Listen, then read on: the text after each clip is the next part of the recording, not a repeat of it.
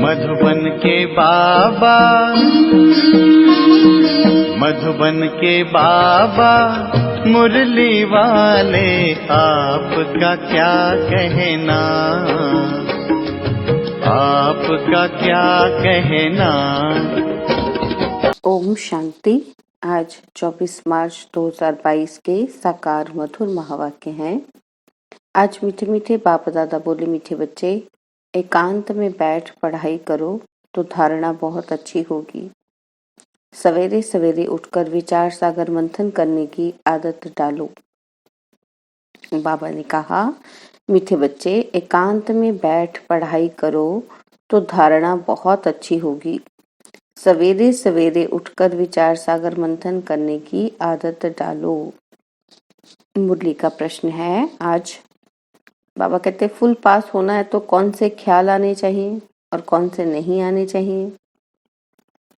उत्तर में बाबा समझा रहे हैं कि फुल पास होने के लिए सदा यही ख्याल रहे कि हमें दिन रात खूब मेहनत करके पढ़ना है। अपनी अवस्था ऐसी ऊंची बनानी है जो बाप दादा के दिल तख्त पर बैठ सके। नींद को जीतने वाला बनना है, खुशी में रहना है। बाकी यह ख्याल कभी नहीं आना चाहिए कि ड्रामा में व नसीब में जो होगा वह मिल जाएगा। यह ख्याल अलबेला बना देता है। मुरली का गीत है, तुम्हें पाके हमने जहां पा लिया, जमी तो जमी आसमां पा लिया। ओम शांति। बच्चों ने गीत का अर्थ समझा। बेहद के बाप से अभी हमको बेहद का वर्षा मिल रहा है। बच्चे बाप से फिर विश्व के स्वराज्य का वर्षा पा रहे हैं। जिस विश्व की बादशाही को तुमसे कोई छीन न सके। तुम सारे विश्व के मालिक बनते हो। वहां कोई हदें नहीं रहेंगी। एक बाप से तुम एक ही राजधानी लेते हो, जो एक ही महाराजा महारानी राज्य चलाते हैं। एक बाप फिर एक राजधानी जिसमें कोई पार्टीशन नहीं। तुम जानते हो भारत में एक ही महाराजा महारानी लक्ष्मी नारायण की राजधानी थी। सारे विश्व पर राज्य करते थे। उसको अद्वैत राजधानी कहा जाता है, जो एक ने ही स्थापन की है, तुम बच्चों द्वारा। फिर तुम बच्चे ही विश्व की राजाई भोगेंगे। तुम जानते हो हर 5000 वर्ष के बाद हम यह राजाई लेते हैं और फिर आधा कल्प पूरा होने से हम यह राजाई गवाते हैं। फिर बाबा आकर राजाई प्राप्त कराते हैं। यह है हार और जीत का खेल। माया से हारे हार है और फिर श्रीमत से तुम रावण पर जीत पाते हो। तुम्हारे में भी कोई बिल्कुल अनन्य निश्चय बुद्धि है, जिनको सदैव खुशी रहती है कि हम विश्व के मालिक बनते हैं। भल कितने भी क्रिश्चियन पावरफुल हैं, परंतु विश्व के मालिक बने ये हो नहीं सकता। टुकड़े टुकड़े पर राज्य है। पहले पहले एक भारत ही सारे विश्व का मालिक था। देवी देवताओं के सिवाय दूसरा कोई धर्म ही नहीं था। ऐसा विश्व का मालिक जरूर विश्व का रचयिता ही बनाएगा। देखो बाबा कैसे बैठ समझाते हैं। तुम भी समझा सकते हो। भारतवासी विश्व के मालिक थे जरूर। विश्व के रचयिता से ही वर्षा मिला होगा। फिर जब राजाई गवाते हैं, दुखी होते हैं, तो बाप को याद करते हैं। भक्ति मार्ग है ही भगवान को याद करने का मार्ग। कितने प्रकारों से भक्ति, दान, पुण्य, जप, तप आदि करते हैं। इस पढ़ाई से जो तुमको राजाई मिलती है, वह पूरी होने से फिर तुम भक्त बन जाते हो। लक्ष्मी नारायण को भगवान भगवती कहते हैं क्योंकि भगवान से राजाई ली है ना। परंतु बाप कहते हैं उनको भी तुम भगवान भगवती नहीं कह सकते हो। इनको यह राजाई जरूर स्वर्ग के रचयिता ने दी होगी, परंतु कैसे दी यह कोई नहीं जानते हैं। तुम सब बाप के साथ, बाबा कहते हैं तुम सब बाप के अथवा भगवान के बच्चे हो। अब बाप सबको तो राजाई नहीं देंगे, यह भी ड्रामा बना हुआ है। भारतवासी ही विश्व के मालिक बनते हैं। अभी तो है ही प्रजा का प्रजा पर राज्य। अपने को आपे ही पतित भ्रष्टाचारी मानते हैं। इस पतित दुनिया से पार जाने के लिए खेवैया को याद करते हैं कि आकर इस वैशाल्य से शिवालय में ले चलो। एक है निराकार शिवालय निर्वाण धाम और दूसरा फिर शिव बाबा जो राजधानी स्थापन करते हैं, उनको भी शिवालय कहते हैं। सारी सृष्टि ही शिवालय बन जाती है। तो यह साकारी शिवालय सतयुग में, वह है निराकार शिवालय निर्वाण धाम में। बाबा कहते ये नोट करो। समझाने के लिए बच्चों को पॉइंट्स बहुत मिलती हैं, फिर अच्छी रीति मंथन भी करना चाहिए।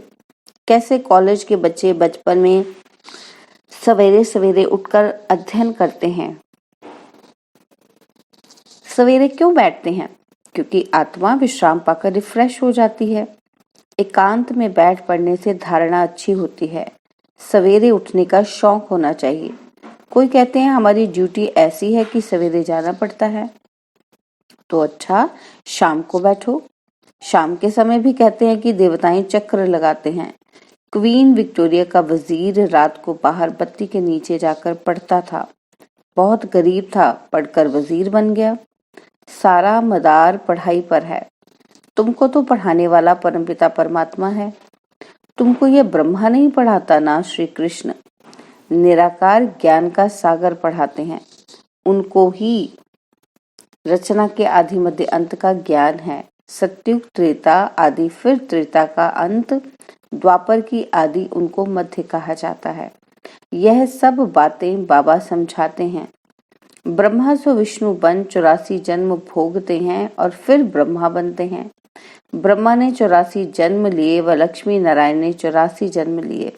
बात एक हो जाती है। इस समय तुम ब्राह्मण वंशावली हो और फिर तुम विष्णु वंशावली बनेंगे। तुम फिर गिरते गिरते तुम शूद्र वंशावली बनेंगे। यह सब बातें बैठ बाप ही समझाते हैं। तुम जानते हो हम आए हैं बेहद के बाप से श्रीमत पर चल विश्व के महाराजा महारानी बनने के लिए। प्रजा भी विश्व की मालिक ठहरी।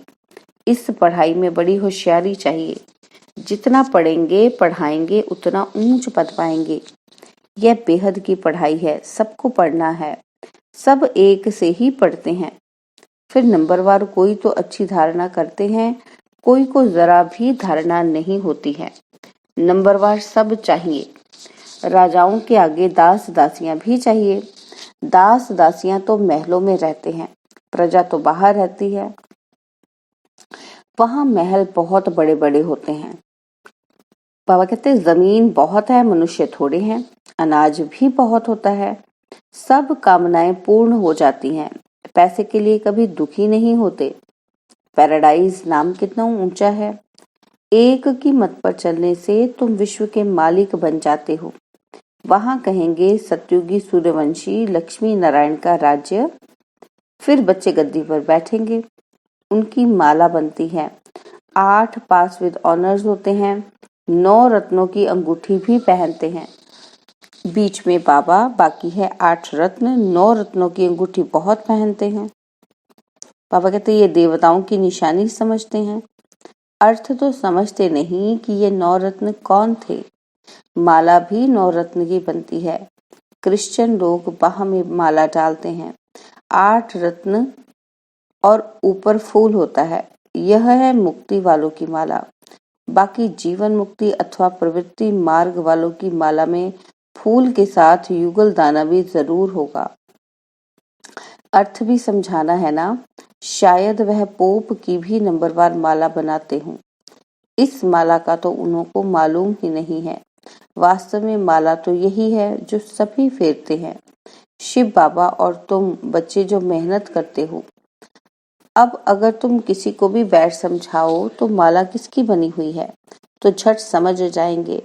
तुम्हारा प्रोजेक्टर विलायत तक भी जाएगा और समझाने वाली जोड़ी भी चाहिए। समझेंगे यह तो प्रवृत्ति मार्ग है। बाप का परिचय सबको देना है और सृष्टि चक्र को भी जानना है। जो चक्र को नहीं जानते तो उन्हें क्या कहेंगे? बाबा कहते सतयुग में तुम सर्वगुण संपन्न 16 कला संपूर्ण थे, अभी फिर बनते हो। तुम यह पढ़ाई पढ़कर इतने ऊंचे बने हो।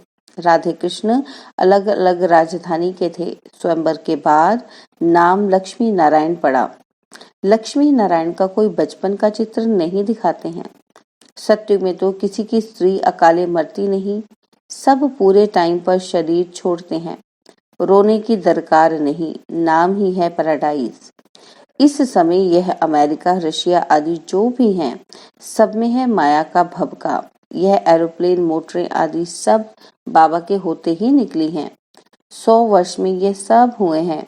यह है मृग तृष्णा मिसल राज्य। इनको माया का पॉम्प कहा जाता है। साइंस का पिछाड़ी का भी भभका है, अल्पकाल के लिए। यह सब खत्म हो जाएंगे, फिर स्वर्ग में काम आएंगे। माया के पॉम्प से खुशी भी मनाएंगे तो विनाश भी होगा। अब तुम श्रीमत से रजाई ले रहे हो, वह रजाई हमसे कोई भी छीन नहीं सकता। वहां कोई उपद्रव नहीं होगा, क्योंकि वहां माया ही नहीं। बाप समझाते हैं, बच्चे अच्छी तरह पढ़ो, परंतु साथ साथ बाबा यह भी जानते हैं कि कल्प पहले मौफिक ही सबको पढ़ना है। जो सीन कल्प पहले चली है वही अब चल रही है। नरक को स्वर्ग बनाने का कल्याणकारी पाठ कल्प पहले मौफिक ही चल रहा है। बाकी जो इस धर्म का नहीं होगा उसको ये ज्ञान बुद्धि में बैठेगा ही नहीं। बाप टीचर है तो बच्चों को भी टीचर बनना पड़े। विलायत तक यह पढ़ाने के लिए बच्चे गए हैं। इंटरप्रेटर भी साथ में होशियार चाहिए, मेहनत तो करनी है। तुम ईश्वरीय बच्चों की चलन बहुत ऊंची चाहिए। सत्युग में चलन होती ही ऊंची और रॉयल है। यहाँ तो तुमको बकरी से शेरनी, बंदर से देवता बनाया जाता है। तो हर बात में निरअहंकारी पना चाहिए। अपने अहंकार को तोड़ना चाहिए। याद रखना चाहिए कि जैसा कर्म हम करेंगे, हमको देख और करेंगे। अपने हाथ से बर्तन साफ करेंगे तो सब कहेंगे कि कितने निरअहंकारी है। सब कुछ हाथ से करते हैं तो और ही जास्ती मान होगा। कहाँ अहंकार आने से दिल उतर जाते हैं। जब तक ऊंची अवस्था नहीं बनी तो दिल पर नहीं चढ़ेंगे, तो अकाल तख्त पर बैठेंगे कैसे। नंबरवार मर्तबे तो होते हैं ना। जिनके पास बहुत धन है तो फर्स्ट क्लास महल बनाते हैं, गरीब झोंपड़ी बनाएंगे। इस कारण अच्छी तरह से पढ़कर फुल पास हो, अच्छा पद पाना चाहिए। ऐसे नहीं कि जो ड्रामा में होगा अथवा जो नसीब में होगा। यह ख्याल आने से ही नापास हो जाएंगे। नसीब को बढ़ाना है, रात दिन खूब मेहनत कर पढ़ना है। नींद को जीतने वाला बनना है। रात को विचार सागर मंथन करने से तुमको बहुत मजा आएगा। बाबा को कोई बतलाते ही नहीं है कि बाबा हम ऐसे विचार सागर मंथन करते हैं, तो बाबा समझते हैं कि कोई उठता ही नहीं है। शायद इनका ही पाठ है विचार सागर मंथन करने का। नंबर 1 बच्चा तो यही है ना। बाबा अनुभव बताते हैं कि उठकर याद में बैठो। ऐसे ऐसे ख्याल किए जाते हैं कि यह सृष्टि का चक्कर कैसे फिरता है। ऊंचे से ऊंचा बाबा है, फिर सूक्ष्म वतनवासी ब्रह्मा, विष्णु, शंकर, फिर ब्रह्मा क्या है, विष्णु क्या है। ऐसे ऐसे विचार सागर मंथन करना चाहिए। अच्छा, मीठे मीठे सिकिलदे बच्चों प्रति माता पिता बाप दादा का याद प्यार और गुड मॉर्निंग। रूहानी बाप की रूहानी बच्चों को नमस्ते। हम रूहानी बच्चों की रूहानी बाप दादाजी को दिल व जान सिकवा प्रेम से नमस्ते। ओम शांति।